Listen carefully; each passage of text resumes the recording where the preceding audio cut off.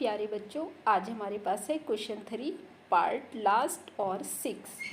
देखिए, इसको पहले हम पढ़ लेते हैं। 5 years hence यानी 5 साल बाद, द एज ऑफ जैकब की एज विल बी होगी 3 times 3 गुनी दैट ऑफ हिज सन, उसके बेटे की 3 गुनी होगी। ये यहाँ तक एक कंडीशन पूरी हो चुकी है। 5 years ago 5 साल पहले Jacob's age was 7 times, Jacob की जो एज थी वो 7 गुनी थी दैट ऑफ हिज सन, उसके बेटे की एज की। What are their present age, उनकी इस समय की एज क्या है। प्रेजेंट किसे कहते हैं, इस समय की एज को कहते हैं। देखिए, एक एग्जाम्पल से बात को समझिए।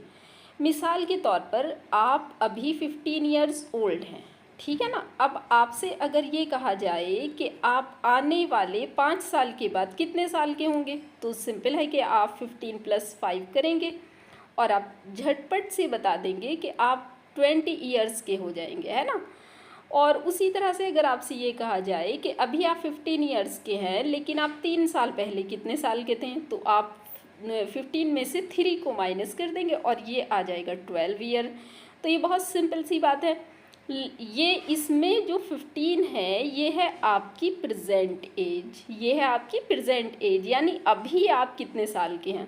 अब अगर आपकी इस प्रेजेंट एज को x मान लें हम कि प्रेजेंट एज आपकी x है, तो इस फंक्शन को लिखेंगे x + 5। अब जैसे आपने 15 में 5 ऐड कर दिया है तो x में तो 5 ऐड नहीं होता ना, तो आप इसको यहीं छोड़ेंगे क्योंकि एक कांस्टेंट और एक वेरिएबल को ऐड नहीं किया जा सकता।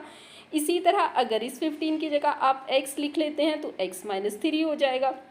इसको भी आगे आप सब्ट्रैक्ट नहीं करते तो इसको भी आपने यहीं छोड़ना होगा। जैसे हमने इसके बराबर 20 और इसके बराबर 12 लिखा है, ये हम नहीं लिखेंगे।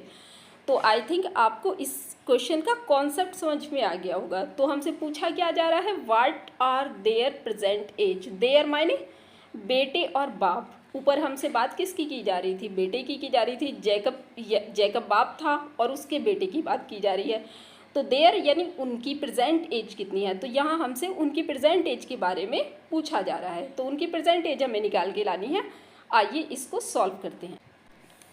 देखिए, फर्स्ट कंडीशन यहाँ से शुरू हो रही है और यहाँ पर ख़त्म हो रही है। ये फुल स्टॉप है ना, यहाँ पर ख़त्म हो रही है। अब हमने जैकब की प्रेजेंट एज मान ली है x years और सन्स की जो प्रेजेंट एज है वो हमने y years मान ली है। तो जहाँ हमसे जैकब एज कहा जाएगा हम x years सोच लेंगे, जहाँ हमसे सन्स एज की बात कही जाएगी वहाँ हम y years सोच लेंगे। तो अब हम फिर से फर्स्ट कंडीशन को रीड कर लेते हैं।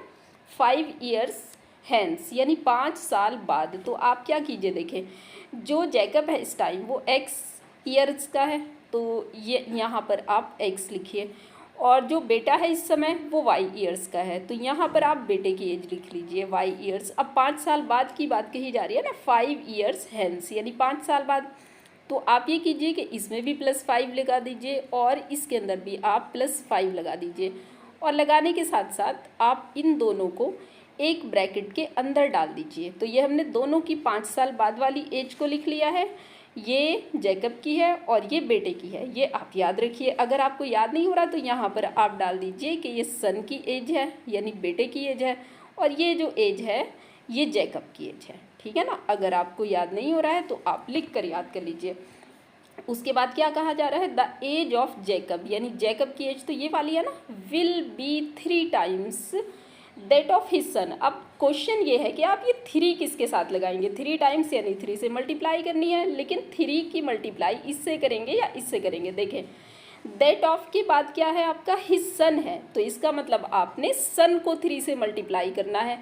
और वैसे भी कॉमन सेंस की बात है, जब किसी नंबर को 3 से मल्टीप्लाई करेंगे तो वो ज़्यादा हो जाएगा ना।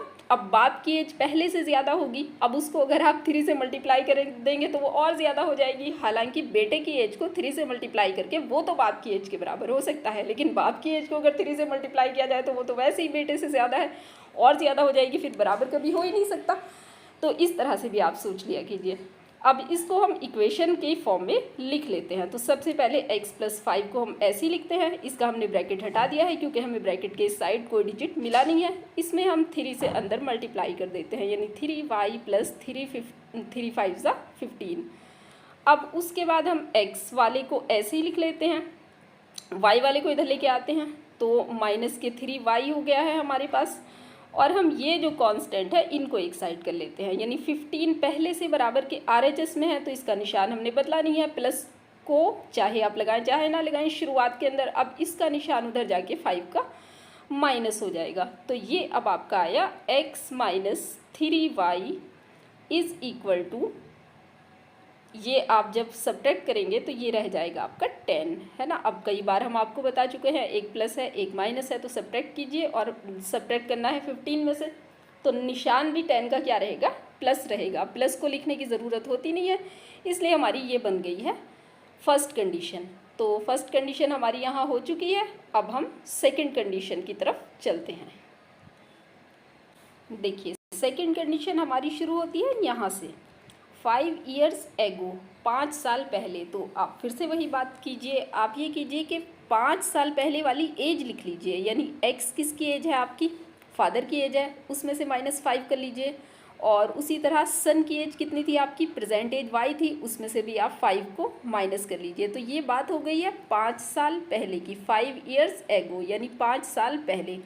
अगर आप भूल जाते हैं तो फिर से वही बात, यहाँ जैकब लिख लीजिए आप और यहाँ आप सन लिख लीजिए, ठीक है ना। अब उसके बाद यहाँ क्वेश्चन देखिए, ये तो हो गई ना 5 years ago। अब जैकब एज वॉज 7 times, फिर से वही बात आ गई, दैट ऑफ हिज सन। तो 7 कहाँ लगाएंगे, दैट ऑफ के बाद जो वर्ड है सन, हिज सन वाला है ना, यानी आपने सन के साथ 7 year लगाना है आपने। तो आप वैसे भी समझ सकते हैं, जैसे मैंने थोड़ी देर पहले बताया, देखिए आप बाप को अगर 7 गुना कर देंगे तो वो कभी भी बेटे के बराबर नहीं हो सकता ना, लेकिन बेटे का 7 गुना बाप के बराबर हो सकता है, इस तरह भी सोच सकते हैं। और ये भी है सिंबल है कि दैट ऑफ के बाद जो वर्ड लिखा हुआ है आपने उसको मल्टीप्लाई करना है। तो कितना हो जाता है, ये 7 times थी तो हमने 7 से इसको मल्टीप्लाई कर दिया है। आइए इसके लिए भी हम इक्वेशन लगा लेते हैं। अब देखिए इक्वेशन जो हमें सॉल्व करनी है वो सब्स्टिट्यूशन मेथड से सॉल्व करनी है। तो यहाँ हम इसको x बराबर ही लिखेंगे। तो ये हो गया 7 5 ज़ा 35, और उसके बाद आप बस ये कीजिए कि इधर से 5 को उठा के उधर ले जाइए। तो ये आपके पास आ गया 7y माइनस 35 और प्लस 5। अब 35 और 5 को आप सब्ट्रैक्ट कर लीजिए, तो ये आपको मिलता है x is equal to 7y। अब सब्ट्रैक्ट तो करेंगे क्योंकि एक माइनस का है एक प्लस का है, बड़ा कौन है 35, और 35 का निशान क्या है, माइनस। जब सब्ट्रैक्ट करते हैं तो जो सब्ट्रैक्ट करने के बाद नंबर मिलता है वो बड़े वाले का मिलता है। तो बचेंगे कितने आपके 30 बचेंगे, तो माइनस के 30 बच रहा है। इक्वेशन सेकंड हम इसको यही लिखेंगे। हमने x बराबर क्यों लिखा, क्योंकि हमने इसे आगे सब्स्टिट्यूशन मेथड से सॉल्व करना है, तो उसी हिसाब से हमने इसको x बराबर लिख लिया है। देखिए ये हमारे पास फर्स्ट इक्वेशन है और ये सेकंड इक्वेशन है। अब इन्हें सॉल्व करने के लिए हमने सेकंड को पहले ही x बराबर लिखा हुआ है, तो हमने x की वैल्यू सेकंड इक्वेशन से x की वैल्यू उठाकर रख देनी है फर्स्ट के अंदर। तो यहाँ हमने लैंग्वेज लिख ली है, from equation second putting the value of x in equation 1। तो इक्वेशन 1 के अंदर सबसे पहले हमें x मिलता है, तो हम x की जगह 7y माइनस 30 रख देते हैं। तो यहाँ हमने रखा है x की जगह 7y माइनस 30, और माइनस के बाद आप 3y लिखिए और उसके बाद आप 10 लिखिए। अब ये पूरी की पूरी y में कन्वर्ट हो चुकी है, आप इसको सॉल्व कर लीजिए y के लिए। तो देखें 7y का कोई निशान नहीं है तो प्लस का समझा जाएगा। अब एक प्लस है एक माइनस है, दोनों y वाले हैं, लाइक टर्म हुए ना, तो इन दोनों को क्या करना है, सब्ट्रैक्ट करना है।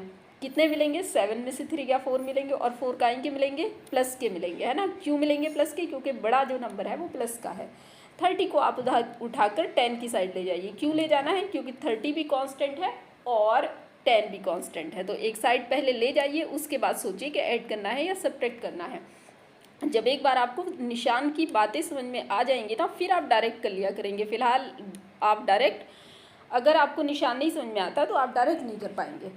तो डायरेक्ट का काम जब आपको बिल्कुल समझ में आ जाए तो आप खुद ही डायरेक्ट करने लग जाएंगे। अब देखें y के मल्टीप्लाई में 4 है, तो ये बराबर वाले के डिवाइडेशन में जाएगा। अब बराबर वाला कौन है, 40 है, तो 40 के अपॉन में गया ये 4। अब 4 से इसको डिवाइड कीजिए तो 10 टाइम्स डिवाइड हो जाएगा। तो ये हमारे पास y इक्वल टू 10 आ चुका है, यानी y की जो वैल्यू है वो हमारे पास 10 आ गई है। तो y की इस वैल्यू को आप चाहे फर्स्ट में रखिए चाहे सेकंड में रखिए, अब आपको x की वैल्यू निकालना पर्पज़ रह गया है, तो आप इसे चाहे जहाँ रख लीजिए, है ना। अब कोई रेस्ट्रिक्शन नहीं है कि आपने किससे उठाई है, कहाँ रखनी है।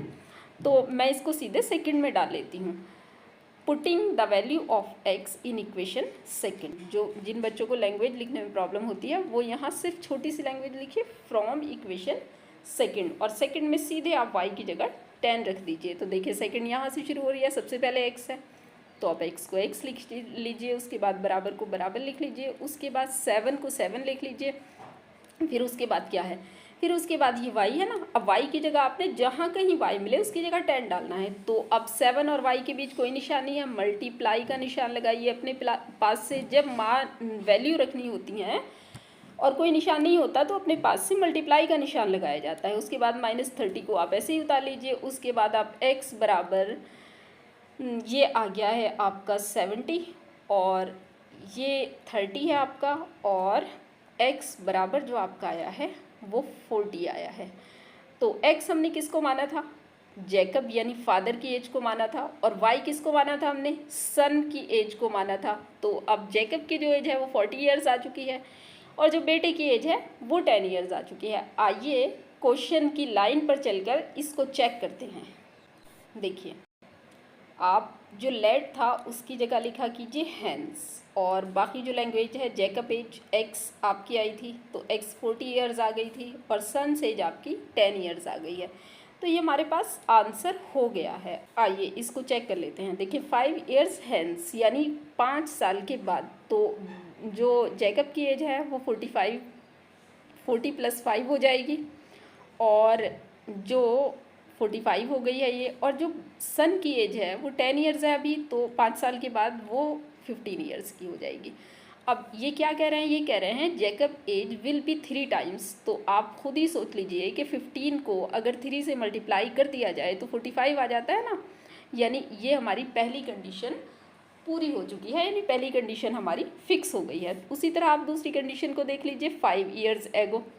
तो अगर 5 साल पहली बात करें तो 40 में से 5 को माइनस कर लीजिए तो ये आपके 35 बचते हैं, और जो बेटे की एज आई थी यानी सन एज थी उसमें भी 5 को 5 को माइनस कर लीजिए तो ये 5 आ जाता है। अब ये क्या कह रहे हैं, जैकब्स एज वॉज 7 टाइम्स। तो आप देखिए कि आप इसको अगर 7 से मल्टीप्लाई कर दें तो 5 7 से कितने होते हैं, 35 होते हैं।